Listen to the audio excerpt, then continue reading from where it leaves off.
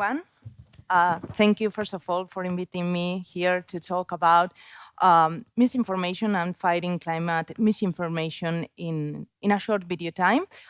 I belong to a program, to United Nations program that is called Verify Champion, and the main role is to fight misinformation. So, first of all, I would like to introduce myself, and I am going to explain why. I'm Mar, I'm physicist. I study physics at university. In fact, I had my PhD in atmospheric science, but I spent my whole life communication. So currently, I'm the managing director of the main important website in Spain that is called El Tiempo de Ties. But in the past, I used to work as a TV presenter during the weather forecast. And currently, I use my social networks trying to fight misinformation and trying to teach science to everyone. Why I am telling this? Because I used to go for talks to my government, to United Nations, to the protection of the Arctic, and I spent my whole life doing communication. Climate change is a climate crisis, and it's not easy to communicate in the media and social networks, and especially in a short video. And that is my main purpose today, trying to give you some tips on how communicate in a short video, for example, in TikTok.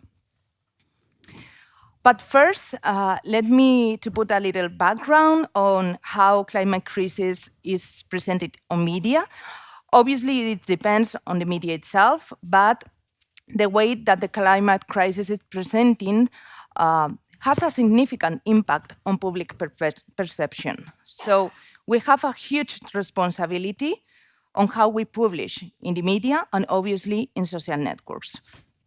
Unfortunately, misinformation and misrepresentation in media coverage can undermine efforts to address the crisis effectively.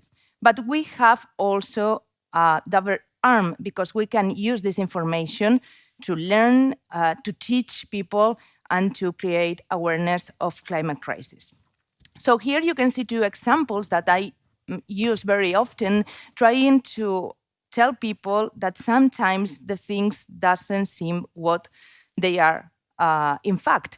For example, the first one, you can see two different weather forecasts. The first one on the left is a weather forecast for 1986, and the second one is a weather forecast to 2022.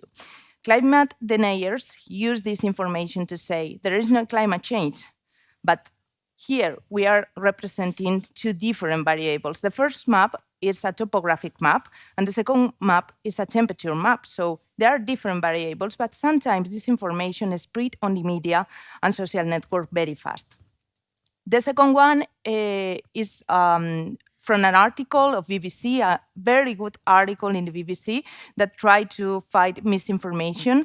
And this argument is used very often from climate deniers to say there is no climate change too, because they use that the Earth has a natural variability, and now climate change is not our responsibility. So this article is really good because it fights with fake news and misinformation, creating content related with this.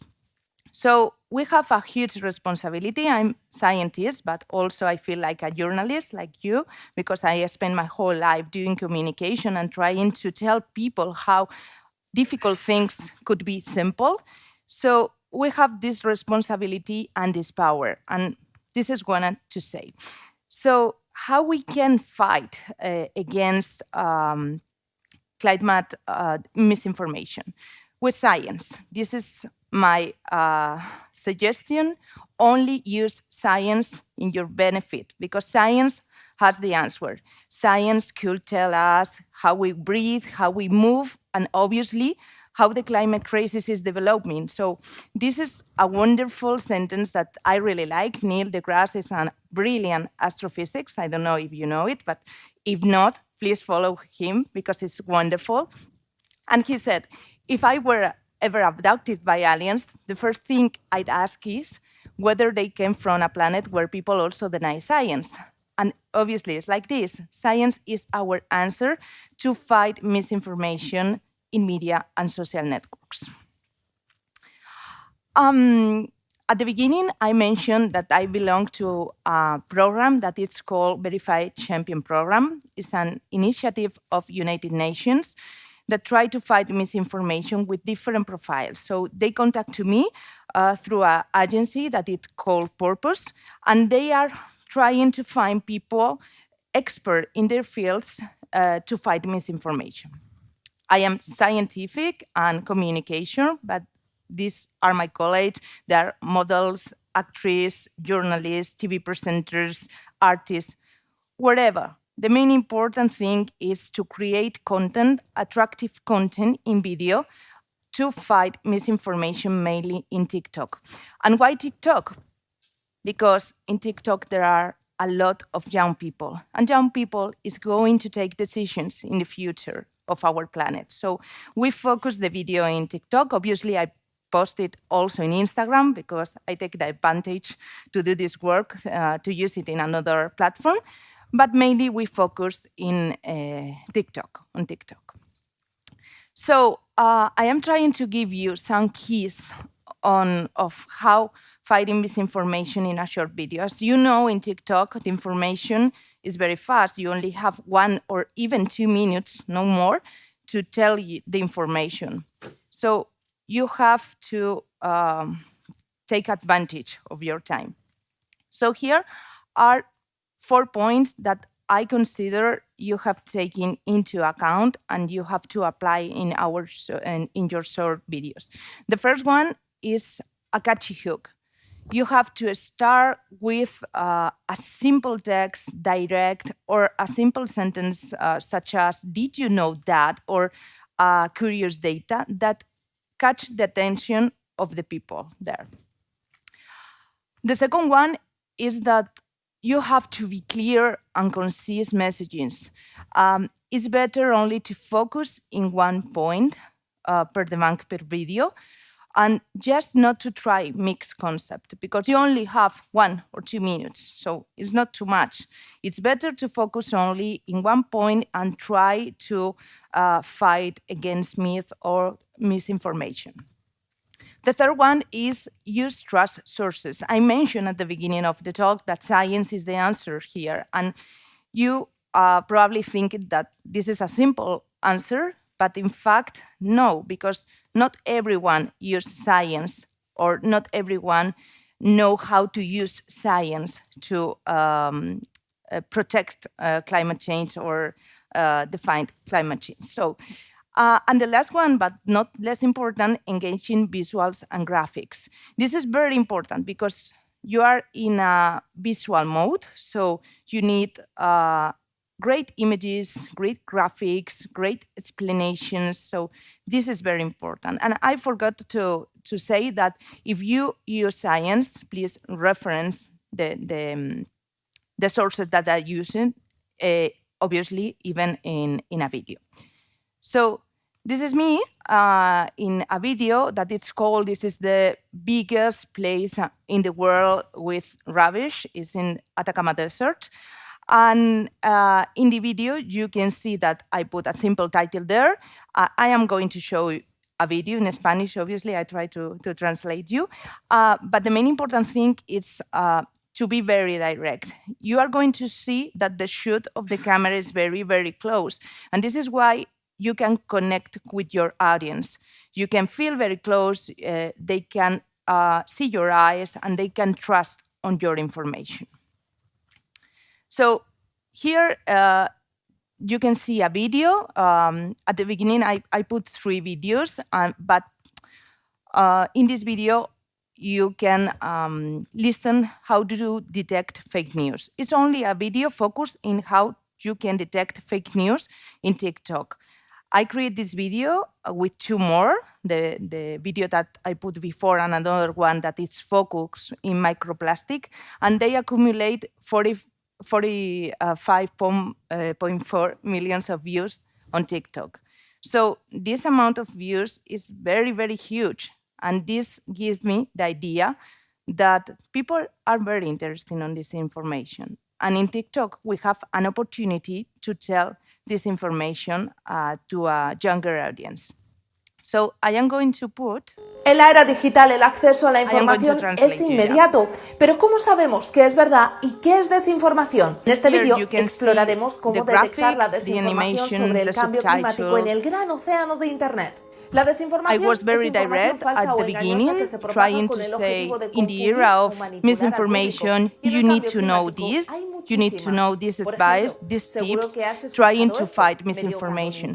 The shoot of the camera is very close, trying to connect to the audience. And in this video, I don't use data science, but in general, when I use, I put the reference on the bottom. So it's not a long video. This is important too. When you have a very long video, it's a problem because the attention in TikTok is like this. It starts very, very good, but after that, decrease. And this has a great effort behind each video. Here you can see another keys of fighting misinformation, another recommendation, for example, relatable analogies, use simple analogies or metaphors that try to help viewers to understand the message. The other thing is to be emotional with deniers. This is complicated, I know, but in my experience, it's better try to connect them and explain well the things with science than to argue with the deniers. So it's a better way to connect with the audience. The third is to call to action. I used to encourage viewers to fast check, to repost, to tell everyone, because everyone here can inspire, can motivate the people. So you have also the responsibility. I can create the content, but if you don't repost or if you don't share, it doesn't make sense. So it's important to call to action. Obviously, consistency and repetition.